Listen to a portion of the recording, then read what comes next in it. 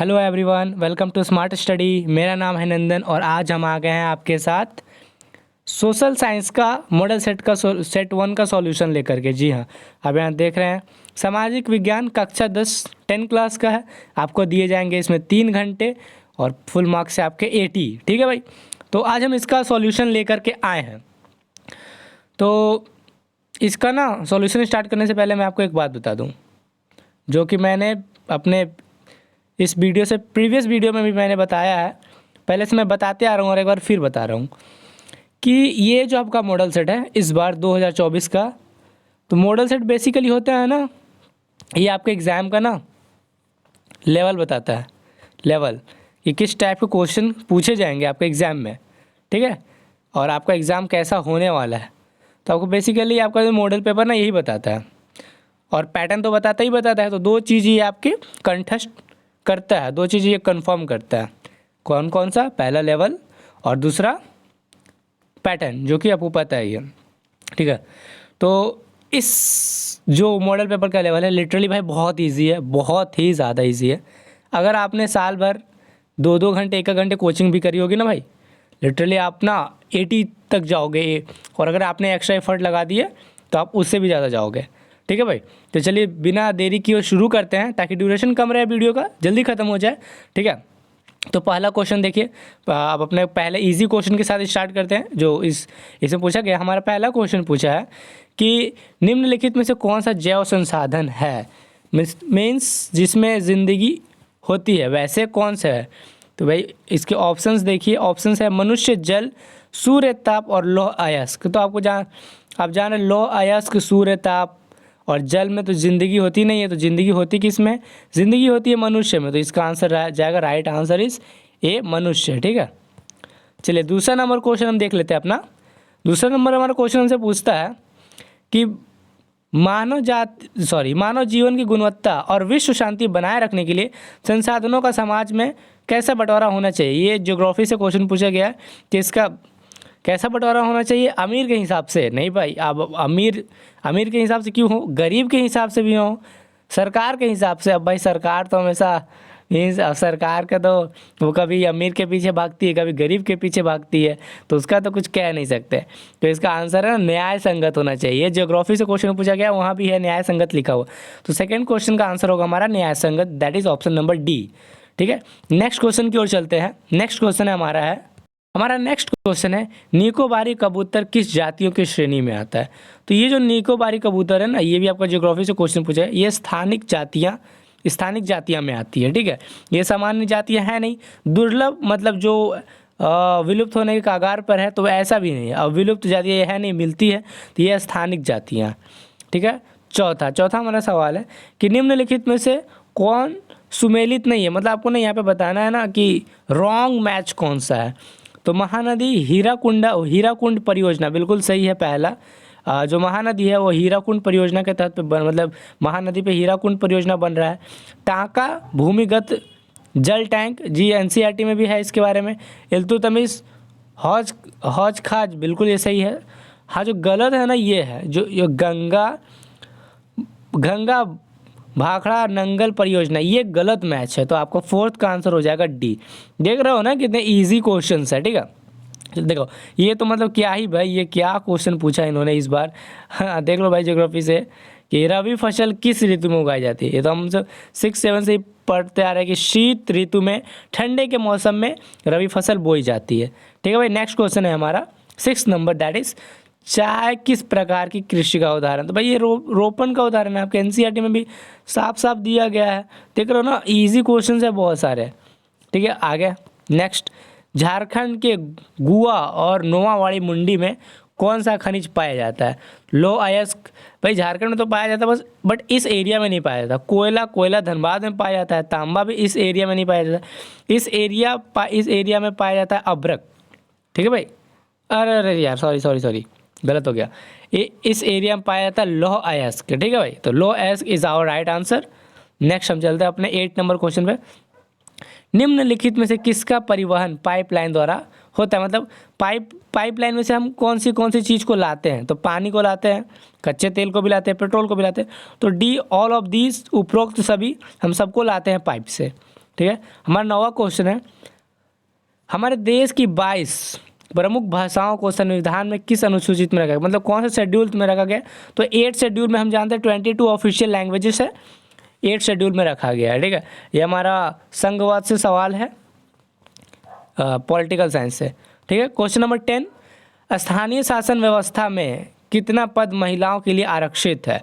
तो भाई 1/3, ये भी संघवाद से सवाल आया हुआ, 1/3 1/3 of the seat are reserve for womens, ठीक है। तो वुमेन के लिए 1/3 सीट रिजर्व की हुई है।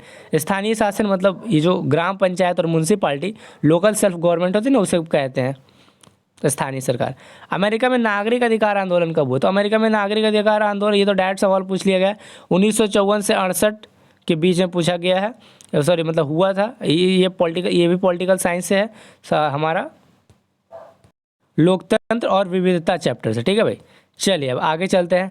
भारत के राज्यों के विधानसभाओं में महिलाओं का प्रतिनिधित्व कितना है। तो भाई देखिए राज्यसभा पूछा, आप एक यहाँ पे ना वर्ड ध्यान देंगे, यहाँ जो राज्यों के विधानसभाओं में है, ठीक है, राज्यों के विधानसभाओं में पूछा। तो जब राज्यों के विधानसभाओं में पूछा तो 5% से भी कम है।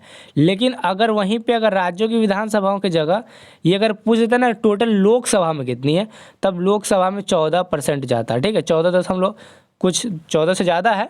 तो जब ये लोकसभाओं में पूछा, बट हमारे यहाँ भी राज्यों की विधानसभाओं में पूछा तो 5% से कम, ठीक है भाई। ये भी हमारा पॉलिटिकल साइंस है, धर्म जाति और लिंग चैप्टर से।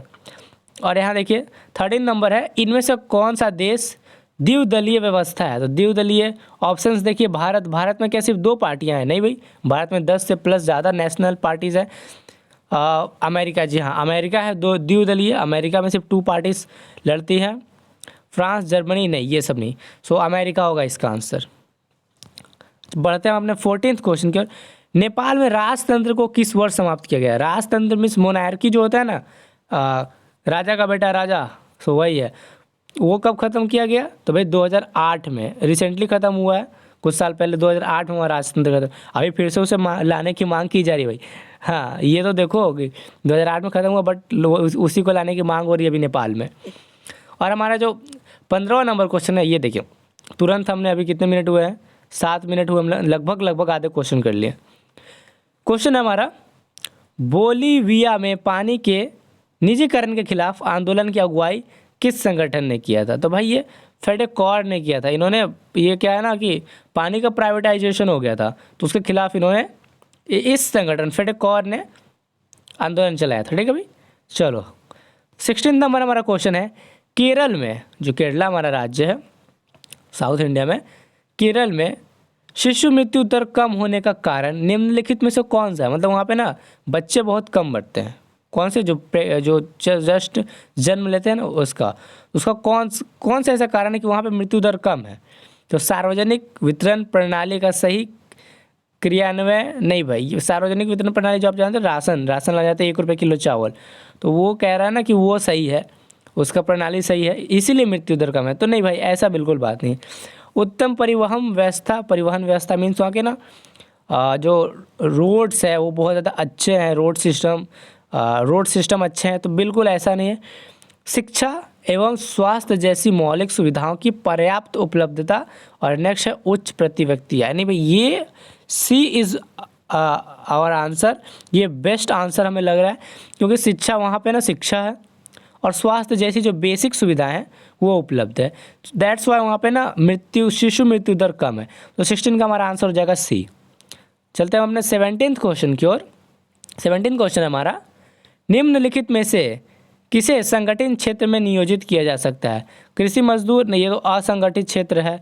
लघु उद्योग के श्रमिक, ये भाई देखो बहुराष्ट्रीय कंपनी का अस्थायी कर्मचारी, इसे कह सकते हैं हम, ये एक संगठित क्षेत्र में है। संगठित क्षेत्र जान रहे हो ना, इकोनॉमिक्स से सवाल है कि मतलब संगठित क्षेत्र ऐसा जहाँ पे काम का टाइमिंग फिक्स है, अगर आप उससे ज़्यादा काम करोगे तो आपको उसे ओवर टाइम मिलेगा, बट जब असंगठित क्षेत्र में ऐसा कुछ नहीं होता। 18 नंबर हमारा सवाल है, रोजगार के अधिक अवसर उत्पन्न कराने के लिए निम्न में से कौन से उपाय किए जाते हैं। सिंचाई की सुविधा में वृद्धि। अगर आप सिंचाई की सुविधा में वृद्धि करोगे तो वहाँ से ना रोजगार उत्पन्न होंगे, बिल्कुल होंगे। विद्यालय एवं यस, विद्यालय एवं अस्पताल की स्थापना, यस। जब आप स्कूल और कॉलेजेस बनवाओगे और हॉस्पिटल्स बनवाओगे तो उसमें लेबर मिस्त्री को काम मिलेगा, इलेक्ट्रीशियन को काम मिलेगा, ड्राइवर को काम मिलेगा, चपरासी को काम मिलेगा, सबको काम मिलेगा। खाद्य प्रसंस्करण इकाई की स्थापना, जब आप इसको भी करोगे तो उसमें भी सेम सबको काम मिलेगा, लेबर मिस्त्री, इलेक्ट्रीशियन, ड्राइवर, और बाहर से सामान भी आएगा तो सबको रोज़गार मिलेगा। सो दैट्स वाई इन तीनों चीज़ों को करने से हमें रोज़गार मिल रहा है, इसीलिए हमारा आंसर चल जाएगा 1, 2 and 3। D is our right answer for question number 18। अब हम आते हैं अपने 1900 क्वेश्चन की ओर, और 1900 क्वेश्चन है हमारा, निम्नलिखित में से कौन से एजेंसी भारत सरकार की ओर से करेंसी नोट जारी करती है? भाई तो आरबीआई जारी करती है, रिजर्व बैंक ऑफ इंडिया, तो भारतीय रिजर्व बैंक, ठीक है, भारतीय रिजर्व बैंक द्वारा जारी होता है। ये हो जाएगा हमारा आंसर। 20वें नंबर सवाल पे हम पहुंच गया है तुरंत। हाँ, ये भाई देखना इजी है, थोड़ा सा कैलकुलेटिव है, ठीक है, थोड़ा सा दिमाग लगाने वाला सवाल है। पढ़िए आप। राम और श्याम दो छोटे किसान हैं जिन्होंने अलग अलग स्रोतों से 20,000 रुपये का कर्ज लिया है। राम ने 1.5% ब्याज प्रति माह की दर से एक व्यापारी से कर्ज लिया है, जबकि श्याम ने यह कर्ज बैंक से 8% वर्ष पर लिया है। उपरोक्त आधार पर निम्नलिखित में से कौन सा कथन सत्य है? भाई तो ये देखो, यहाँ दो आदमी हैं,